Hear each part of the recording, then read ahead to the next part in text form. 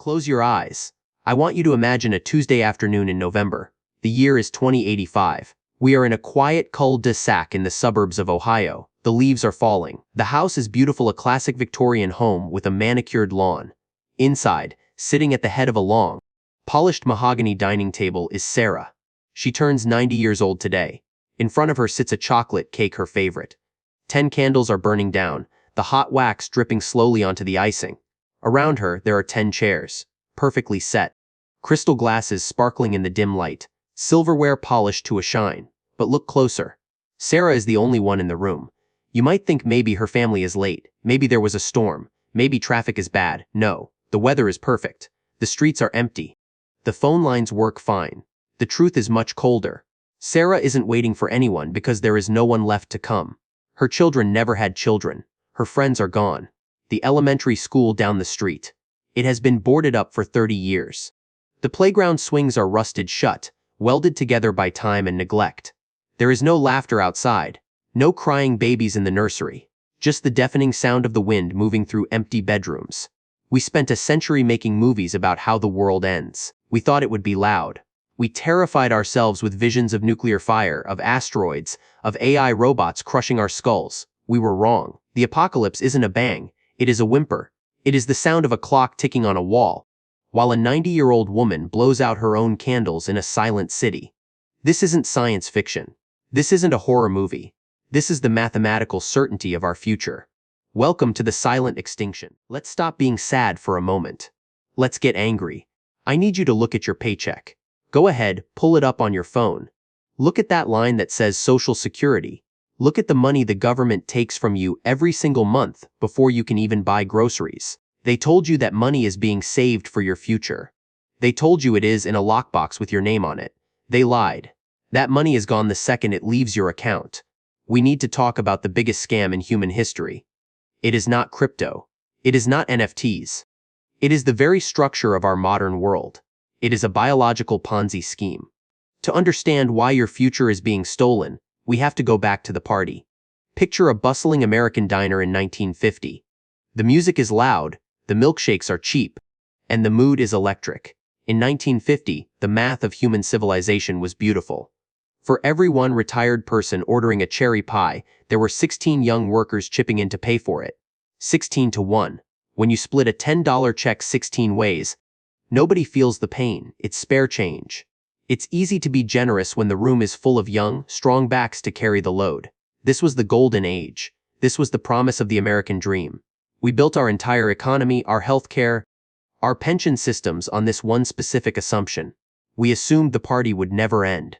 We assumed there would always be more children than grandparents. We built a pyramid, thinking the base would always be wider than the top. But then, something happened. We stopped having babies. And the old people, they didn't die. They started living longer. Much, much longer. Now, fast forward to today. Walk back into that diner. The music has stopped. The lights are flickering. The floor is dirty. Look at the table. That retired person is still there. In fact, he is ordering a second pie. He needs expensive knee surgery now. He needs daily medication. His bill has tripled. But look at who is paying. The 16 workers are gone. There are only 2 of you left. Just you and one other stranger. You are tired. You are broke. You have student loans. You can barely afford your own rent. And yet the waiter drops the check on your table. It is for thousands of dollars. And you cannot leave until it is paid. This is the reality of the demographic collapse. In the United States, we are approaching a ratio of 2 workers for every 1 retiree. In Japan and parts of Europe, it is terrifyingly close to 1 to 1. Imagine that. You go to work every morning, you sweat, you stress, you give 40 hours of your life away, and half of everything you produce goes directly to support a stranger who lived through the greatest economic boom in history. It is a transfer of wealth from the struggling young to the comfortable old. A Ponzi scheme works only as long as you have new investors paying off the old ones. In biology, the new investors are children. When the children run out, the scheme collapses. And you? You are the bag holder. You are the generation that arrived just as the music stopped. You are paying into a system that will be bankrupt before you get your first gray hair. By the year 2035, the Social Security Trust Fund in America runs dry. That is math. That is not a prediction. That is a deadline. So when you see politicians arguing about taxes, when you see them printing money, understand this. They are not trying to fix the world. They are trying to keep the Ponzi scheme going for just one more election cycle. They are looting your future to pay for their past. And the worst part, they expect you to be grateful for it. But money is just paper. We can print more paper. What we cannot print is time. And what we cannot print is human care. Because when the money runs out, that is when the real nightmare begins. The nightmare isn't about wallets. It is about who is going to change the sheets when the nursing homes are full and the nurses have all gone home. But money is boring. Spreadsheets are cold. Let us talk about something darker. Let us talk about something that keeps you awake at 2 a.m., staring at the ceiling. Let us talk about why we stopped touching each other. They call it the sex recession. If you look at the data, it looks like a cliff. In the last 10 years, the number of young people under 30 who have had zero intimate partners has skyrocketed. We are seeing numbers we have not seen since the Great Depression. But why? We are the most connected generation in human history. You have a supercomputer in your pocket that can connect you to millions of potential partners with a single swipe of your thumb. Swipe left, swipe right. It has never been easier to find someone. And yet, it has never been harder to feel someone. To understand this, we have to look at the economy of dating. And I do not mean money. I mean the economy of emotion.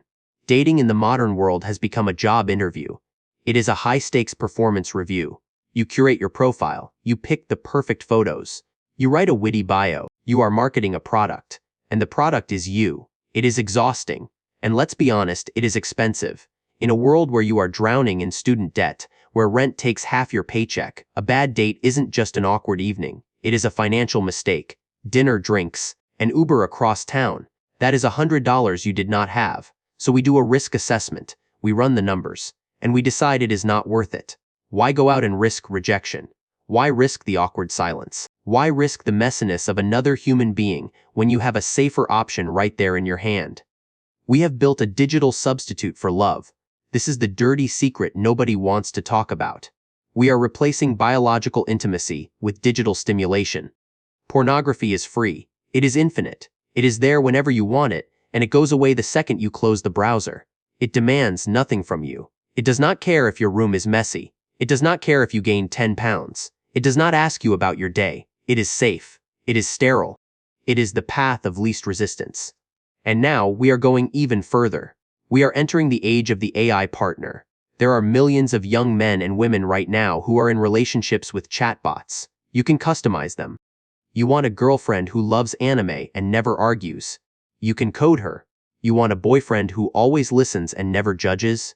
You can subscribe to him for $9.99 a month. It sounds dystopian, doesn't it? It sounds like an episode of Black Mirror. But for a lonely generation, it feels like relief. It solves the problem of loneliness without the risk of vulnerability.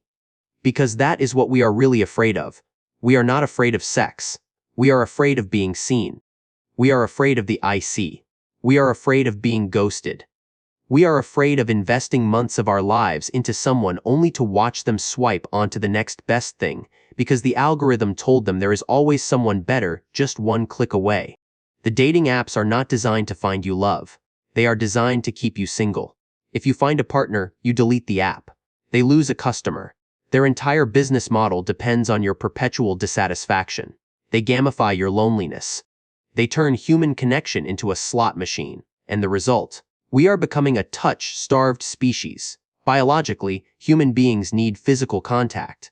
We need the warmth of skin. We need the sound of breathing that isn't coming from a speaker. When you take that away, cortisol levels spike. Depression sets in. We become anxious, brittle, and defensive. We are forgetting how to compromise. In the real world, people are annoying. They chew loudly. They have bad days. They have baggage. But that friction is where love happens. Love is not finding a perfect avatar. Love is finding an imperfect person and refusing to give up on them. But we are training ourselves to quit the moment things get hard. We treat people like disposable content. If the video is boring, you skip. If the date is boring, you ghost. We are building a society of isolated individuals, sitting in glowing blue rooms, connected to everyone but known by no one. And this leads to the most terrifying statistic of all. The birth rate isn't just dropping because of money. It is dropping because we literally are not in the same room anymore. You cannot make a future if you do not make a connection. And as we retreat further into our headsets and our screens, the playgrounds stay empty. The silence grows louder. We are trading the chaotic, painful, beautiful reality of human life for a smooth, perfect, digital hallucination. And the scariest part is not that we are being forced into it. The scariest part is that we are choosing it, because it is easier. But easy has a price, and the price is extinction. Now stop looking at Tinder and open up Zillow. We all do it. It is the favorite pornography of the American middle class. We scroll through photos of houses we cannot afford. We imagine our lives in that kitchen with the marble island. We imagine our kids playing in that backyard with the white picket fence. Your parents told you a simple rule. They drilled it into your head since you were 5 years old. Buy a house. It is not just a place to sleep. It is an investment. It is your nest egg. It is the ticket to the middle class. They told you that real estate only goes up. They were right for their generation.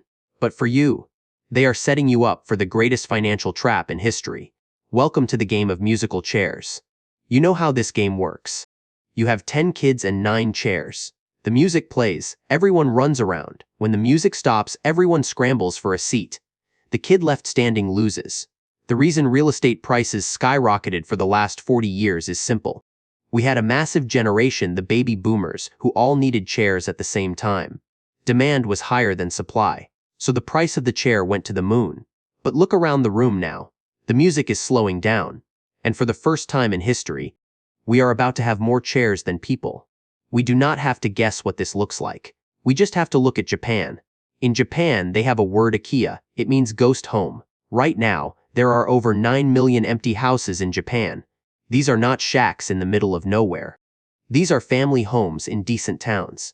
You can buy one right now for $500. Some towns will literally give you the keys for free if you just promise to live there. Why? Because the previous owner died. Their children moved to Tokyo or simply do not exist. And now, that house is not an asset. It is a curse. You have to pay taxes on it. You have to maintain it. The weeds are growing. The roof is leaking.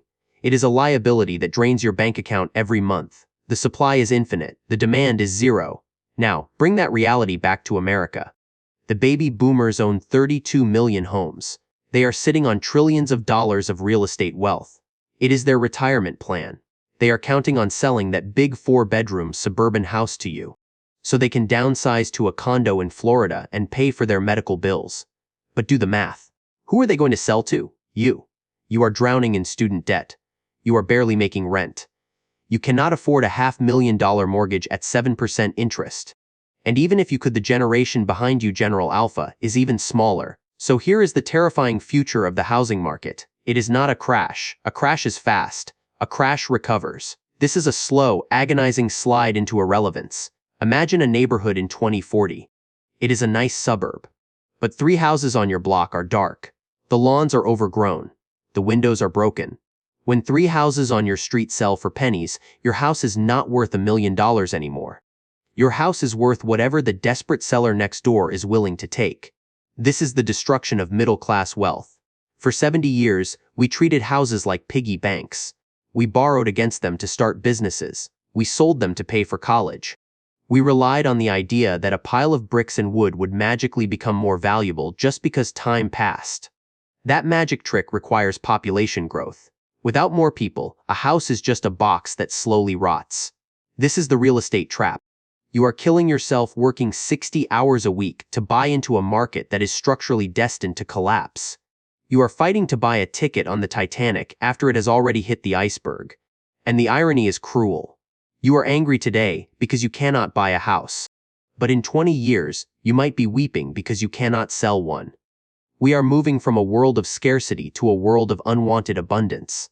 We will have plenty of bedrooms. We just won't have enough people to sleep in them. The empty cribs in the nursery eventually become empty beds in the master suite. And when the inheritance finally comes when your parents pass away and leave you that big house in the suburbs, you might find that it is not a gift of wealth. It is a burden of debt. A tomb for your finances that you cannot get rid of. Have you noticed that the future feels late? Look at the movies in the theater right now. Batman, Spider-Man, Star Wars, Fast and Furious number 10. Indiana Jones is 80 years old and still fighting Nazis. Look at the music charts. The biggest tours in the world are not new bands. They are the Rolling Stones. They are Blink-182. They are nostalgia acts playing the same hits they wrote 30 years ago. Why does everything feel like a rerun? Why are we stuck in a cultural time loop? We blame lazy writers, we blame greedy studios, but the truth is much simpler and much more depressing. We are running out of young brains. Innovation is a young person's game. This is not ageism. This is biology. Think about the biggest paradigm shifts in human history. Albert Einstein published his theory of relativity at 26. Steve Jobs started Apple at 21. Bill Gates, Mark Zuckerberg, Larry Page, they were all essentially kids. They were sleeping on mattresses on the floor. They were eating ramen noodles.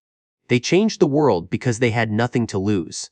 When you are 22, you are reckless. You take stupid risks. You try things that have a 99% chance of failure because you believe you are immortal. And most of the time, you fail. But that 1% of the time, you invent the iPhone. You discover penicillin. You go to the moon. Now, look at a society where the median age is 55. When you are 55, you have a mortgage. You have back pain.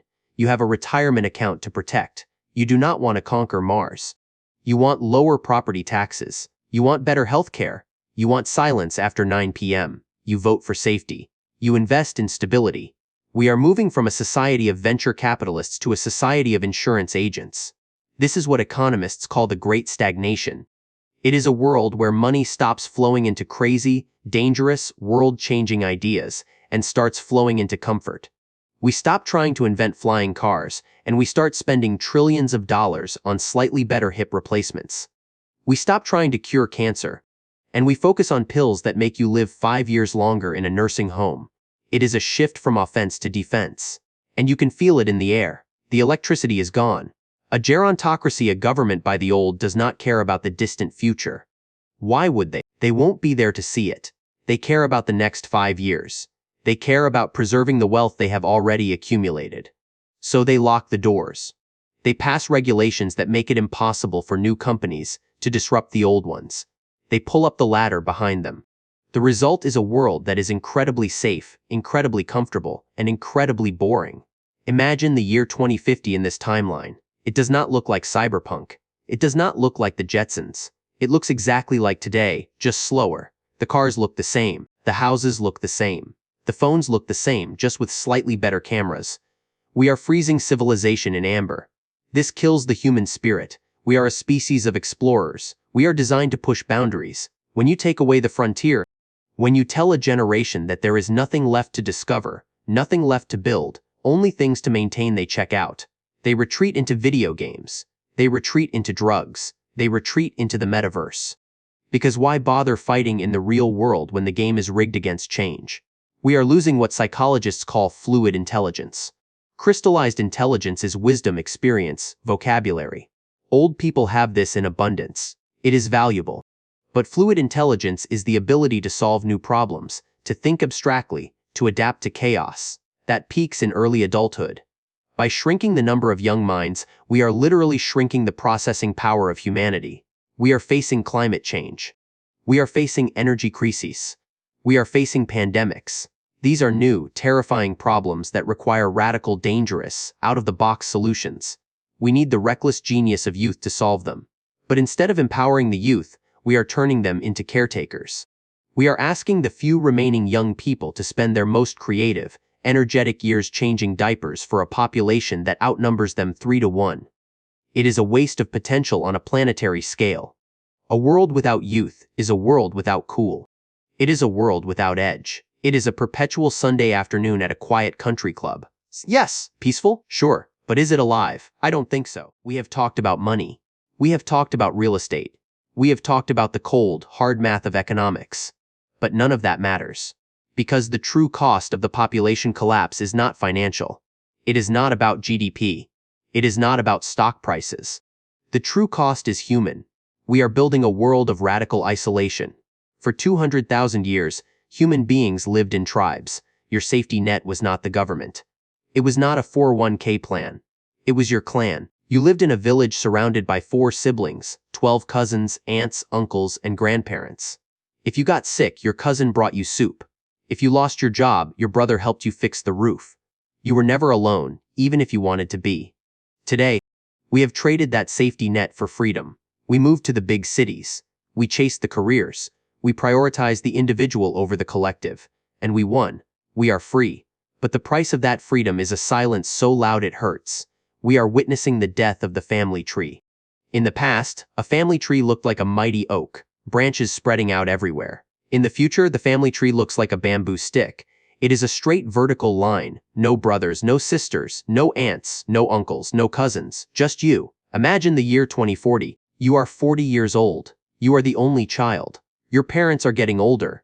Maybe your dad has dementia. Maybe your mom can no longer walk up the stairs. Who helps you? There is no brother to split the medical bills with. There is no sister to take the Tuesday night shift at the hospital. It is all on you. This is called the 4-2-1 problem. 4 grandparents, 2 parents, 1 child. That 1 child has to carry the emotional and financial weight of 6 aging adults on their shoulders. It creates a generation that is not just squeezed. They are crushed. They are so exhausted by caring for the past that they do not have the energy to create the future. They are too tired to date, too tired to have children of their own. And so the cycle accelerates. In Japan, they are already living this nightmare. They have a word for it that chills the blood, kodokushi. It means lonely death. It happens when an elderly person lives alone, disconnected from society. They die in their apartment. And nobody notices, not for a day, not for a week, sometimes, not for months. They are only found when the smell becomes so strong that the neighbors call the police. There are entire companies in Tokyo dedicated to cleaning up these apartments. They come in hazmat suits. They scrub the stain of a human life off the floorboards. They throw away the photo albums that nobody wants. They pack up the clothes that nobody will wear. It is the ultimate erasure of a human being. And do not think this is just a Japanese problem. This is coming to a suburb near you. In America, we are seeing the rise of deaths of despair. We are seeing millions of men dropping out of society. We are seeing a mental health crisis that no amount of therapy apps can fix because the root cause isn't chemical. The root cause is structural. We have dismantled the third places. The bowling leagues are gone. The churches are empty. The community centers are closed. We have retreated into our climate-controlled boxes, ordering food from an app, watching friends on a screen, and convincing ourselves that we are connected. But we are starving. We are socially malnourished. And how do we cope with this overwhelming loneliness? We do what humans always do. We innovate. But this time, the innovation is heartbreaking. We are replacing people with machines. If you cannot find a partner, you build one. If you cannot afford a nurse for your mother, you buy a robot. We are already seeing the prototypes. Robots that look like seals or dogs, designed to sit in nursing homes and provide comfort to patients with Alzheimer's. They have big eyes. They make cute noises. They simulate affection. But it is a lie. It is a cold, metallic simulation of love. We are heading toward a future where a 90-year-old woman will hold the hand of a robot as she takes her last breath. She will look into camera lenses instead of human eyes. And the robot will not cry. The robot will not mourn. It will simply log the time of death and recharge its battery. This is the loop. The lonelier we get, the more we retreat into technology. The more we use technology, the less we interact with real humans. The less we interact, the fewer babies we have. The fewer babies we have, the lonelier we get. It is a death spiral. And the victims are not just the elderly.